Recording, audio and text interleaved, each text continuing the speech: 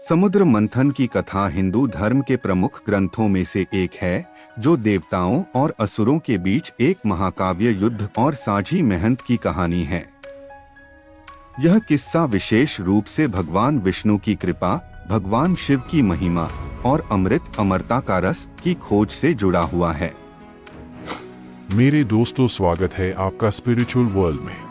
एक बार भगवान इंद्र ने भगवान दुर्वासा से एक दिव्य माला प्राप्त की थी, परंतु इंद्र ने उस माला का अपमान किया और इसे अपने हाथी के गले में डाल दिया।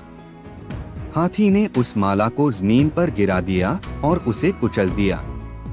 यह देखकर भगवान दुर्वासा बहुत क्रोधित हो गए और उन्होंने इंद्र और देवताओं को शाप दे दिया कि वे अपनी सारी शक्ति खो देंगे और असुरों के सामने हार जाएंगे। देवता इस शाप से परेशान हो गए और भगवान विष्णु के पास गए। भगवान विष्णु ने उन्हें समझाया कि उन्हें अमृत की आवश्यकता है, जिससे वे अपनी खोई हुई शक्ति वापस पा सकें। अमृत प्राप्त करने के लिए उन्हें समुद्र मंथन करना होगा। देवताओं और असुरों ने मिलकर समुद्र मंथन की योजना बनाई। मंदर पर्वत को मथानी और वासुकी नाग को रस्सी के रूप में इस्तेमाल करने का निर्णय लिया गया।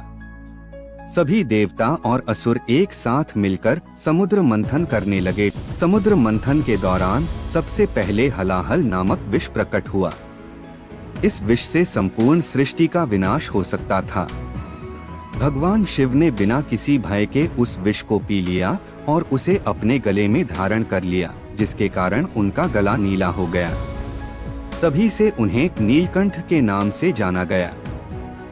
समुद्र मंथन से कई दिव्य वस्तुएं भी प्रकट हुई, जैसे कि कैलाश वृक्ष, कामधेनु, दिव्य गाय और धन्वंतरी, स्वास्थ्य के देवता, जिन्होंने अमृत का कलश पात्र रख लिया। यह अमृत सभी देवताओं के लिए था, जिससे वे पुनः अपनी खोई हुई शक्ति प्राप्त कर सकें। अमृत को लेकर देवताओं और असुरों के बीच विवाद हुआ। भगवान विष्णु ने मोहिनी रूप धारण किया और अमृत का वितरण करना शुरू किया। असुर मोहिनी के रूप में भगवान विष्णु के आकर्षण से मोहित हो गए और उनके ध्यान में चूक हो गई। इस दौरान देवताओं ने अमृत पीकर अपनी शक्ति प्राप्त की और असुरों को अमृत से वंचित कर दिया। अमृत पीकर देवताओं ने अपनी खोई हुई शक्ति और दिव्यता प्राप्त की। वे फिर से शक्तिशाली हो गए और असुरों के खिलाफ विजय प्राप्त की।